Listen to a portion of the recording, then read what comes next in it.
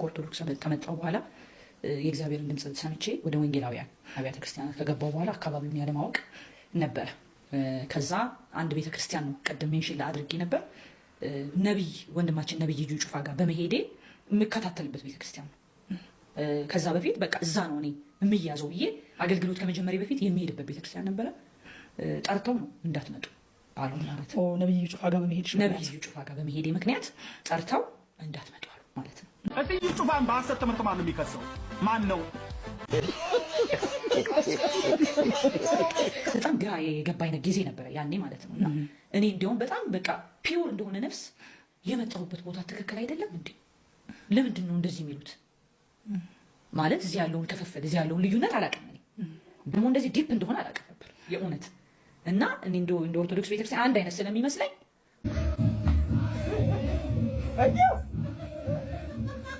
በቃ ኢየሱስን በመውደድ ቅን በሆነ መንገድ ነበር የሄድኩት ማለት ነው። ከዛ የተለያዩ ሰዎች ይጽፉ ነበር የተለያዩና ጎዳኝ። እና የሆነ ሰዓት እንደው ጌታ ሆይ ልክ አይደለም ወይ ይሄ ነገር?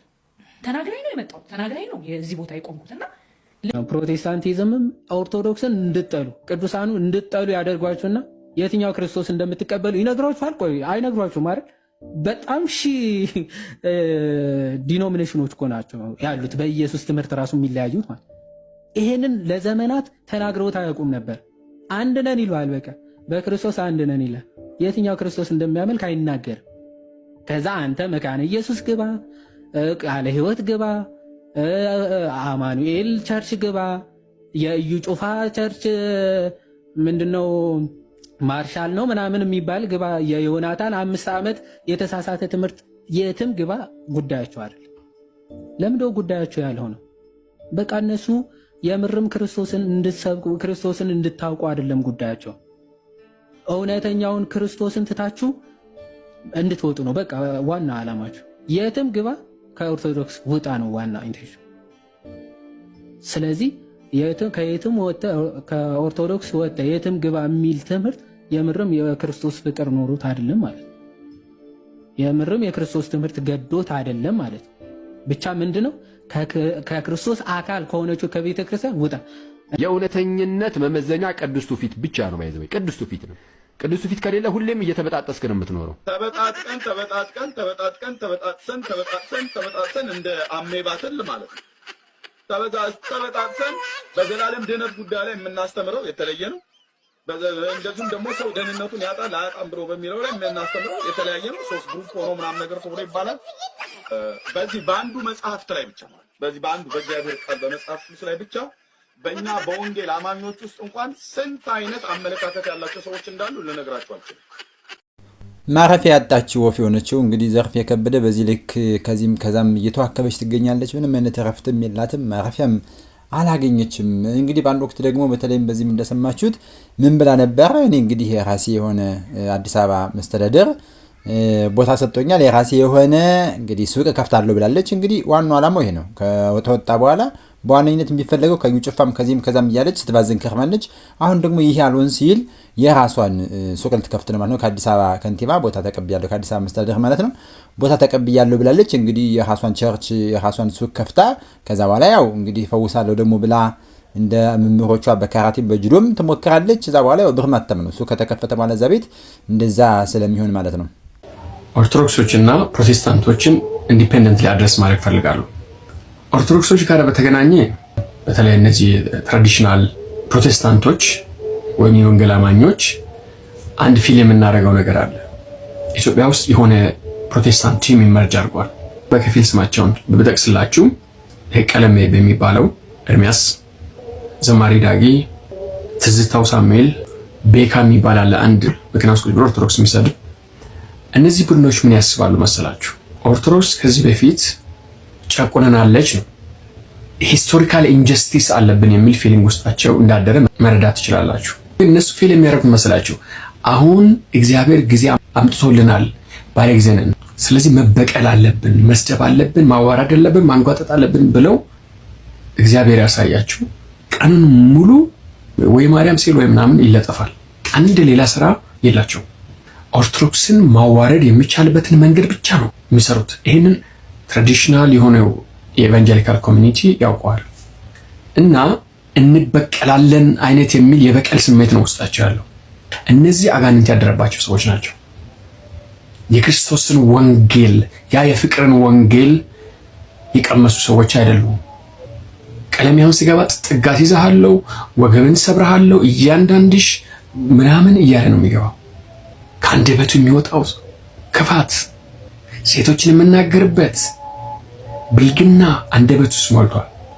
እነዚህ ሰዎች አሁን የጠቀስኳቸው ሀገር ውስጥ እና ዮናታን አክሊሉ ምናምን አሉ እና እነዚህ በኦርቶዶክስ ጥላቻ ያበዱ ሰዎች ምን ጥቅም እንደሚያገኙ ዲፕሊ ነው መታየት ያለበት። እዛ የሚገኘው ጥቅም ሳይኖር አይቀርም። ኤቭሪባዲ ያ ቲም ውስጥ ለመግባት ኮምፒቲ ሲያደርግ የተመለከቱ ስለሆነ እና በጥላቻ የሰከሩ ጸብ በህዝብ መካከል ለመጫር የሚሞክሩ ቡድኖች አሉ።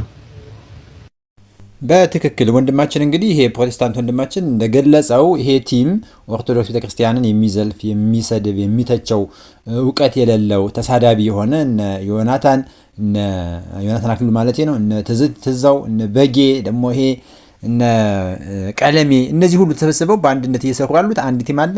ጥቅም አለው። እንደተባለው ጥቅሙ ምንድነው? ከፍተኛ ገንዘብ ያሰባስባል። እንዲህ አይነት ስድብ ሲሰደብ ደስ የሚላቸው የዋህ ፕሮቴስታንት ወንድሞች አሉ፣ በአዳራሽ ያስገብተው የሚያስጨፍሩት ማለት ነው። ከዚያ ከፍተኛ ገንዘብ ስለሚገኝ ዝና አለው ባይነት ስለሚመጣ እንዲሁም ደግሞ የአውሮፓውያን ሴራና እቅድ ስላለ ከዛ ለመሳተፍ ብዙዎቹ እንዳልከው ይሽቀዳደማሉ። ሁለተኛው ጥቅም ግን ምንድነው? ወንጌል አያውቁም። ስለዚህ ወንጌል ስለሌላቸው ይሄንን መሸፈን ያስፈልጋል። ወንጌል ስለሌላቸው እውቀት ስለሌላቸው መጽሐፍ ቅዱስን ስለማያውቁ ኦርቶዶክስ ቅድስት ቤተክርስቲያንን በመስደብ በመተቸት በመዝለፍ በማንቋሸሽ ኦርቶዶክሳውያንን በማናደድ የነሱ እውቀት አልባ መሆናቸውን መሸፈን ያስፈልጋል ማለት ነው። እውቀት እንደሌላቸው ስለሚታወቅ ይሄንን ያደርጋሉ ማለት ነው። ሌሎች እኮ አሉ ከፕሮቴስታንት ወጥ ለምሳሌ እኮ ፓስተር አሰግድ እኮ አንድም ቀን ኦርቶዶክስ ቤተክርስቲያን ሲሳደብ እንትን አናውቅም። እንግዲህ ፓስተር አሰግድ ራሱን ሁልጊዜ አብዴት እያደረገ የሚማር ሰው ነው፣ እያስተማረ ያለም ሰው ነው። እንግዲህ ምንም መንገዳችን ቢለያይም ማለት ነው። እነዚህ ግን እውቀት የላቸውም። የሚገኘው ጥቅም ገንዘቡ እንደሚበልጥባቸው አውቀዋል። ስለዚህ የሚሳደቡት በዚያ ልክ ነው። እንግዲህ በዚህ ልክ ስለተረዳችሁት ፕሮቴስታንቶችም እናመሰግናለን። ዘርፌ የሚባል ኃጢአት እንዳለ ስንቶቻችን እናውቃለን? በማቴዎስ ወንጌል ምዕራፍ 4 ቁጥር 4 ላይ ጌታችን መድኃኒታችን ኢየሱስ ክርስቶስ በገዳመ ቆሮንቶስ 40 ቀን 40 ሌሊት ለኛ አርያ ምሳሌ ለመሆን ከጾመ በኋላ ሶስቱ የኃጢአት ታላላቅ የሚባሉትን ስስት፣ ትዕቢትን እንደዚሁም ደግሞ ዘርፌን ድል አድርጎልናል። ዘርፌ ማለት ደግሞ ፍቅረ ነዋይ ነው። ፍቅረ ነዋይ ማለት ደግሞ ገንዘብን መውደድ ነው። ለገንዘብ ሲሉ አምላክን መካድ ማለት ነው። ልክ እንደ ዘርፌ። እቺ ሴትዮ ምን አይነት አጭበርባሪ፣ ምን አይነት ገንዘብ ወዳጅ፣ ምን አይነት አስመሳይ፣ ምን አይነት የውሸት እንባ እንደምታፈስ ለማወቅ ሁለት ነገሮችን ማሳየት በቂ ነው። አንደኛ ኦርቶዶክስ እያለች በራሷ የህይወት ታሪክ ላይ እውነተኛ ታሪክ ብላ የሰራችው አንድ ፊልም አለ፣ ፓራሜራ ማለት ነው። እዛ ፊልም ላይ ያዳነኝ ኢየሱስ ነው ትላለች። ከሱስ ከዘፈን ከተለያዩ ነገሮች ያወጣኝ ኢየሱስ ነው ትላለች። ከዛስ ኢየሱስ ኢየሱስ እያለች እንባዋን ትዘራለች። እማ ከእንግዲህ አልዘፍንም፣ ለክብሩ እየዞርኩ ዘምራለሁ። አምላኬ ፈልጎኛል፣ በቃሽ ብሎኛል። ለክብሩ እንድዘምር የቀድሞ መንፈሴ እንድሰባብር አዙ።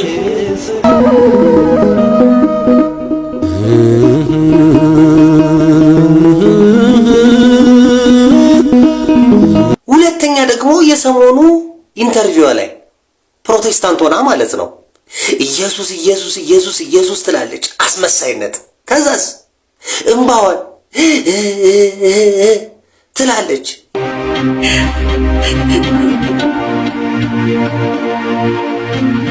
ግን አብሮኝ የነበረው ረዳቴ ግን ኢየሱስ እያሳመነኝ እኔም ደግሞ ለሱ ለመኖር እየቆረጥኩኝ ማለት ነው። ለምን አልሞትም?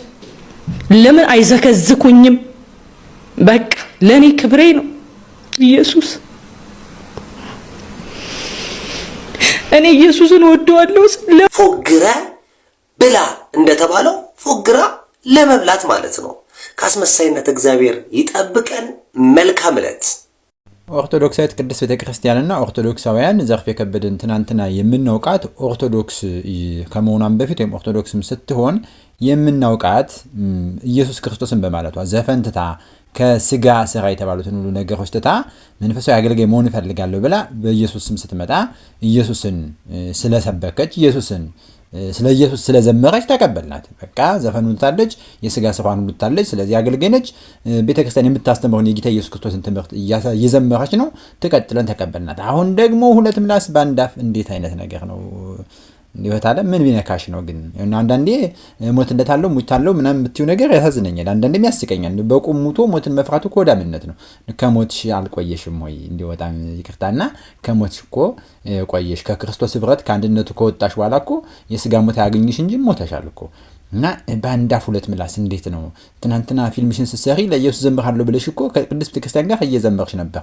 ዛሬ ደግሞ ኢየሱስ ሲባል እንደዚህ ማለቱ አያዋጣም። እንደተባለውም ለፍተ ስራ ሳይሆን ለፍተ ብላ ሳይሆን ፎግረ ብላ ላይ ነሽ አሁን እንጂ ተሳድበ ብላ ዘልፈ ብላ ከሚሉት ህብረቱ ስለተቀላቀልሽ እንግዲህ እየሰደብሽም እየፎገርሽም በይ እንግዲህ መቸስ ምን አመጣው እንጂ የትም ተወለጅኛ ምን አገባን ስላንቺ መወለድኛ።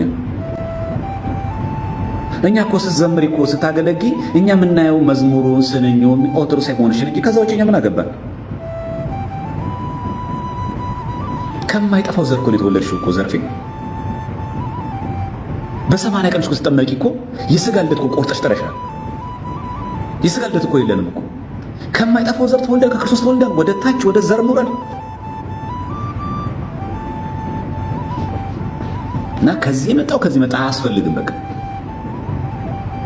የተወለድነው ከማይጠፋው ዘር ከክርስቶስ ነው። በቃ አለቀ። ሁላችን ዘራችን ብለው ክርስቲያን፣ ሀገራችን የት ነው? በሰማይ። ዜግነታችንስ ክርስቶሳዊ፣ አለቀ። መብላችንስ ስጋው ደግሞ የአማራ የኦሮሞ የትግሬ የሚባል ባህላዊ ምግብ አይደለም። ምግባችን ሰማይ ምግብ። ማነው እሱ? ስጋ ወደሙ። ሀገራችንስ በሰማይ። ዜግነታችን ተቀየረ፣ ሰማያዊ ነው። ሀገራችንም ቦታው በሰማይ ነው። አሜሪካ አይደለችም። ልክ ስጋ ወደሙን ተቀብለን ንስሐ ገብተን ስጋ ወደሙን እየተቀበልን ስንኖር የመንግስት ሰዓት ቪዛ ዓመት ያተመታን ተያዘልን ማለት ነው። በቃ ተመታ ቪዛችን። አሁን የመንግስቱ ዜጎች ሆኑ። ልጅነት ስልጣን አለን እና ምናልባት እቺ ቀመር እየተቀመረ ኦርቶዶክስ ተዋሕዶ ቤተክርስቲያን ለማጥፋት መሞከር ተገቢ አይደለም። እና ምናልባት በውጭ ያሉትን የታድሶ መናፍቃንን አብሮ ለማበር ጉልበት ለመስጠት የኛ ሰው ናት ምናምን በማለት የሚሰራ ምንም አይነት ድራማ ሊኖር አይገባም። ስለዚህ ኤርትራውያን የሆናችሁ ኦርቶዶክሳውያን የተዋሕዶ ልጆች የኤርትራ ኦርቶዶክስ ተዋሕዶ ቤተክርስቲያን ስርዓተ ትምህርት አስተምሯን፣ ዶግማዋን፣ ስርዓቷን ጠብቆ መኖር፣ አብይ ጾም መጾም፣ የኢትዮጵያ ኦርቶዶክስ ተዋሕዶ ቤተክርስቲያን ምዕመናን በተመሳሳይ የኢትዮጵያ ኦርቶዶክስ ተዋሕዶ ቤተክርስቲያን ትምህርቷን አስተምሯን ጠብቆ ማስጠብቆ መኖር፣ መጾም፣ መጸለይ፣ ስጋው ደግሞ የተቀበሉ በንስሐ መኖር፣ አለቀ። ሁሉም ኦርቶዶክሳዊ ማለት ባልችልም በርካታው ግን ብዙ ኦርቶዶክሳዊ ዘርፌ ኤርትራዊ ስለመሆኗ የሚያውቅ አለ ብዬ አላስብም። እኔም ለራሴ ራሷ ስትናገር ያወቅኩ እንጂ ምን እንደሆነች አላውቅም። ኤርትራዊም ትሁን ምንም ትሁን ብቻ ኦርቶዶክሳዊት ቅድስት ቤተክርስቲያን ወንጌልን የሚለውን መጽሐፍ ቅዱስ የሚለውን ትምህርት አፋልሳ ከተገኘች ምንም ጥያቄ የለውም ከህብረቱ ከአንድነቱ ተወግዘሽ ትለያለሽ፣ ከአካሉ ትቆረጫለሽ ማለት ነው። የተቆረጥሽው ኤርትራዊ ባለመሆንሽ ምናምን አይደለም። ኤርትራውያኖችን በጣም ጥብቅ ናቸው በዚህ ጉዳይ። አታመልጭም፣ አልሸሽም ዞር አሉ ነው እና አጉል መንደፋደፉ ያዋጣም። በብሔር ብትዩ በዚህ ተገፈው ብትዩ የውሸት እንባ ብታደርጉ ምንም ያደርጋል፣ መቅበዝበዝሽን ነው የሚያሳየው። እና ረፍት አጣሽ። ደግሞ አሁን እዩ ጩፋም እንግዲህ እንዳትመጭብኝ አለ። ከዚህም ሄድሽ ከዩ ጩፋም ደግሞ በመሄድሽ ተባረርሽ። ከዚህም ደግሞ ቦታጣሽ። አሁን ደግሞ የራስሽ ልትከፍቺ ነው ሱቅ። እንግዲህ በሱቅሽ ግን ወጥረሽ እንደምትሸቅ ተስፋ አደርጋለሁ። እሱንም ያዋጡ ምናልባትም የተሻለ ይሆናል ብዬ አስባለሁ።